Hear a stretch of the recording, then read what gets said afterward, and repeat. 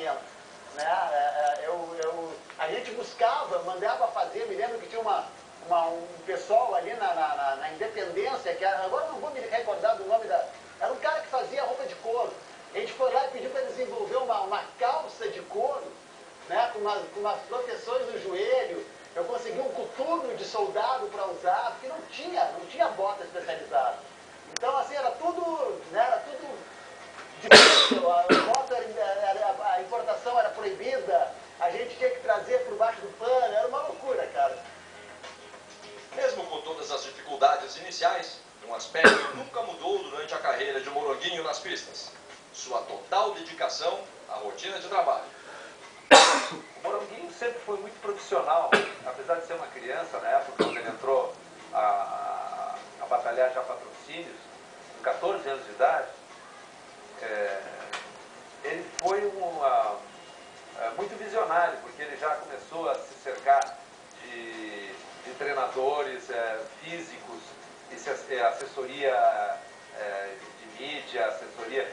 É um cara que, apesar da tenra idade, ele já tinha uma visão bastante séria, bastante profissional, uma coisa que não é comum, até nos dias de hoje, são poucos os atletas dos diferentes esportes que se preocupam com essa área tão profissional, de ter a consciência que ele está sendo patrocinado, mas ele tem que dar retorno para o patrocinador. Ele sempre foi muito sério, assim, sempre encarou o motocross como uma profissão, assim. Ele sempre foi muito, muito profissional.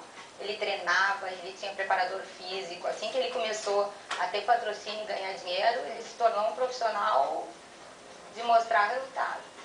E ele tinha patrocinador, ele tinha preparador físico, ele fazia e seguia a risca, assim. Treinava quase todos os dias, quando não estava correndo, estava treinando. Ele ia para as corridas, se a corrida era no domingo, ele já ia às vezes terça-feira, quarta, para treinar na pista. Ele era muito centrado naquilo, sabe? Encarava com muito profissionalismo mesmo. Como acontece em todo o processo de crescimento, a evolução vem junto com mudanças.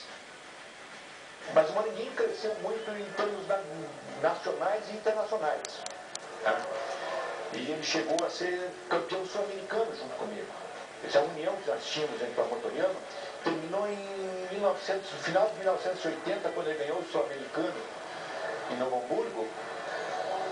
Ele tinha um contrato conosco ainda até o ano de 81. E eu não sabia, mas aí a Honda fez um contato com ele em 80, e quando ele terminou a prova, ele acabou me confessando: patrão, sou campeão, mas a partir de agora eu vou passar a correr pela Honda. E a Honda comprou o passe dele e levou ele.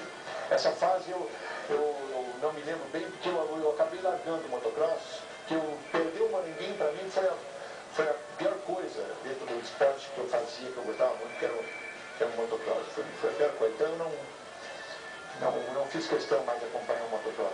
Mas ele teve uma vida esportiva para a Honda, muito boa, muito grande. Na verdade, eu sempre corri de Yamaha, de Suzuki, nunca tive um apoio oficial. E a Yamaha acabou me perdendo, né, a oportunidade de me dar um patrocínio de fábrica, realmente, assim como a Honda me deu. Como piloto oficial de fábrica, Moranguinho alcançou um domínio até hoje inigualado no esporte. Foram ao todo 14 títulos de campeonatos brasileiros e 2 títulos de campeão latino-americano. Na década de 80, a extinta TV Manchete deu para o motocross brasileiro um palco de exposição nacional nunca antes visto, com a criação do Festival Hollywood.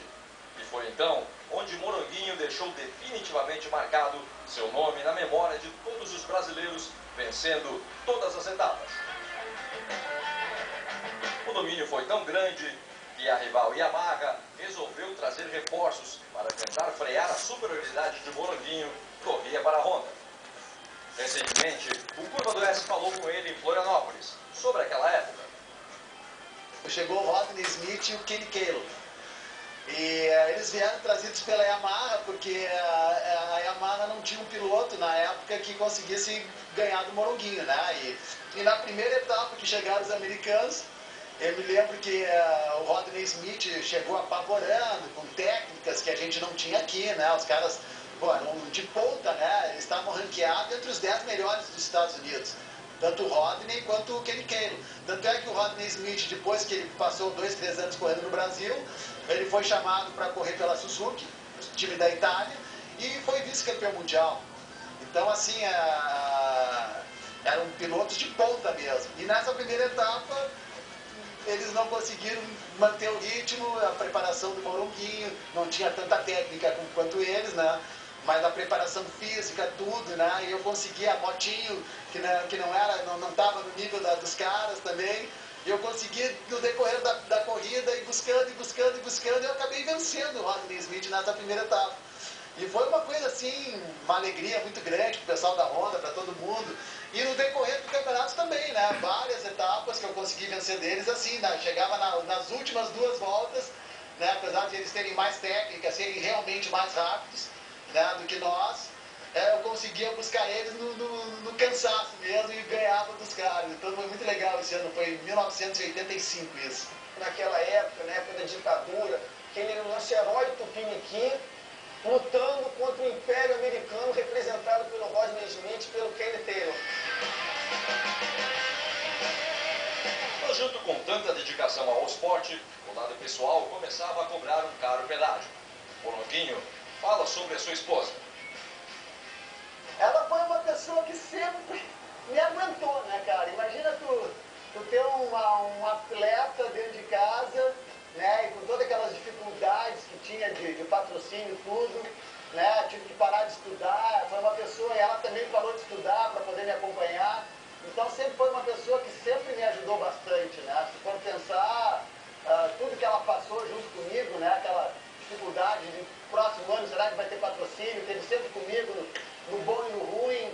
E tanto é que ela está comigo há 38 anos. Eu via a corrida para tentar ver o meu pai o tempo inteiro. Não era sempre que eu conseguia, mas a gente não tinha uma visão de tudo. E eu era pequena, então eu não conseguia muito me fixar. Mas eu passava a corrida toda tentando procurar ele, assim, meio que preocupada. Eu lembro que eu sempre ficava muito nervosa nas corridas, assim. Eu ficava querendo cuidar, assim, onde é que é meu pai? Ai, tá aí. Continua, sabe? Assim, eu ficava bem nervosa mesmo. Era uma adrenalina pra mim. O motocross é um esporte que exige muito do atleta, né? Para vocês terem uma ideia, na nossa casa, quando ele já estava bem profissional mesmo, tinha uma cama dessas de hospital, sabe? Que sobe, desce, levanta as pernas, porque sempre estava com uma lesão, né? Mas após o intervalo, marcas e pilotos paulista. Já voltamos com Curva do S. O Rally Dakar está pela 4ª vez na América Latina. E pela primeira vez você poderá assistir no stream. Uma corrida impactante que passa pela Argentina, Chile e Peru. E tem a habilidade e a emoção como protagonistas. Reveja os melhores momentos. Esta noite, à meia-noite, o Dakar 2012 está no Speed. Brasil, né, já conquistei tudo que eu podia conquistar, né, já tinha 28 anos, já estava um pouco velho, vamos dizer assim, para poder chutar o balde, largar tudo, né, vender casa, ir para a Europa, tentar carreira, né, tentar um título mundial. E não via a oportunidade. A Honda naquela época estava desfazendo a equipe por problemas internos, né? E isso foi em 86, sabe? Eu gosto muito de esporte, mas eu tenho que pensar no meu futuro. Então foi aí que eu resolvi dar uma guinada. Não, vou parar de correr mesmo, apesar de ter condição física, de ter tesão, de gostar, entendeu? Mas eu tenho que pensar na minha família, nos meus filhos, tenho que pensar no futuro, vou partir para outra. E aí tive a coragem necessária na época para parar tudo, não, vamos parar. Foi difícil. Foi difícil até porque era o que ele sabia fazer, né? Tinha feito uma vida inteira, teria que começar um outro tipo de vida. E principalmente que era um esporte de muita adrenalina, exigia muito do físico dele. Foi difícil, assim, essa parada e parar com isso, com essa parte também, além da parte emocional, a parte física. Foi bem difícil, os primeiros anos foram bem difíceis para ele. Ele ficou mal os primeiros anos.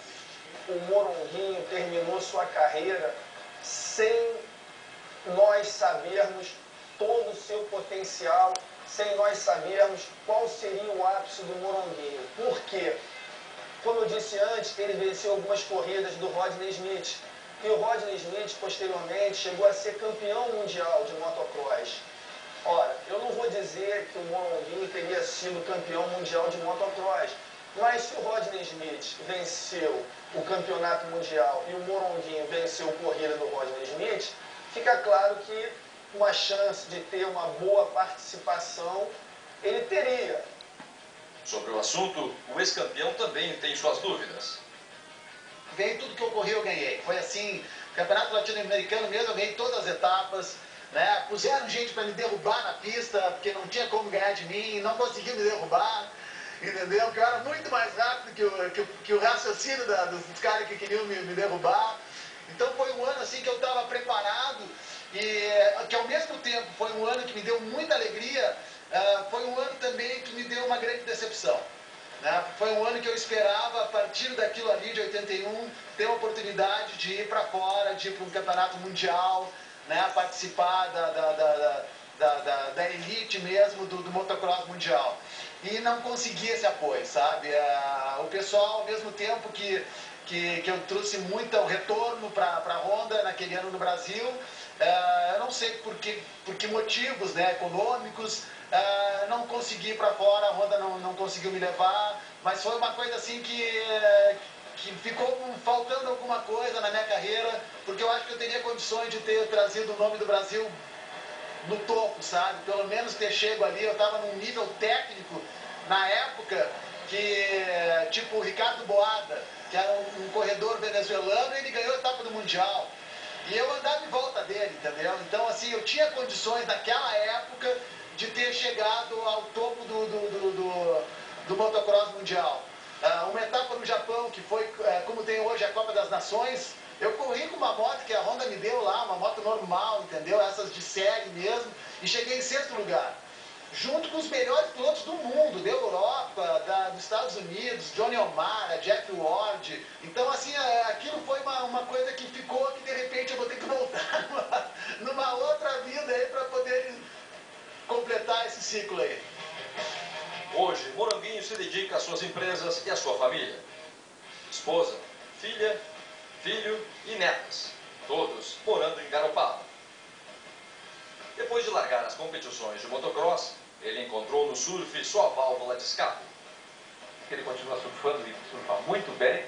Eu já acompanhei ele em algumas surf trips, seja no Havaí como na Indonésia, e ele tem um desempenho fantástico no surf. E em Garopaba, ele encontrou o lugar certo para talvez um cotidiano de vida perfeito. Mas o que pensa o maior ídolo do motocross brasileiro sobre o esporte nos dias de hoje? Eu acho que assim, a moto é uma paixão muito grande. Quem gosta de moto é aquela coisa da paixão. Eu acho que o pessoal tá pecando um pouco nessa parte da mídia, sabe? De dar o interesse,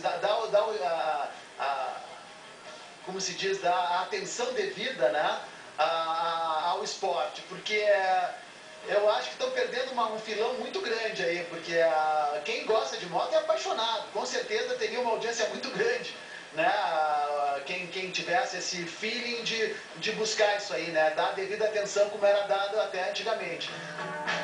Quem teve a sorte de ver Moronguinho competir, nunca vai esquecer o seu talento. E quem tem a sorte de conhecê-lo pessoalmente, o admira ainda mais. E essa pessoa dedicada, que eu nunca vi alguém que consiga ter tanta capacidade de amar e de se doar pelas pessoas que ele gosta. Ele é meu ídolo como pai, com certeza. Ele é um baita pai. Eu quis muito, assim, eu sabia que era muito difícil, mas eu queria ter vindo aquela época só para ver pelo menos uma corrida, ver o que era que eu vejo em fitas, vejo em revistas, em fotos, leio sobre, me contam, mas eu queria ter ele presente pra ver aquilo mesmo, que eu vejo as fitas dele correndo, assim, as imagens, e eu acho muito legal, assim, eu fico emocionado. Queria dizer, pai, que tu é meu ídolo, sempre foi desde pequeno, sempre te idolatrei muito, e te admiro muito por tudo que tu já foi, e principalmente pelo pai que tu é. Muito obrigado por tudo. Te amo. A paixão de Morondinho pela velocidade continua até hoje. Recentemente, no Veloparque, ele e seu filho Bruno provaram o gosto de correr no velódromo.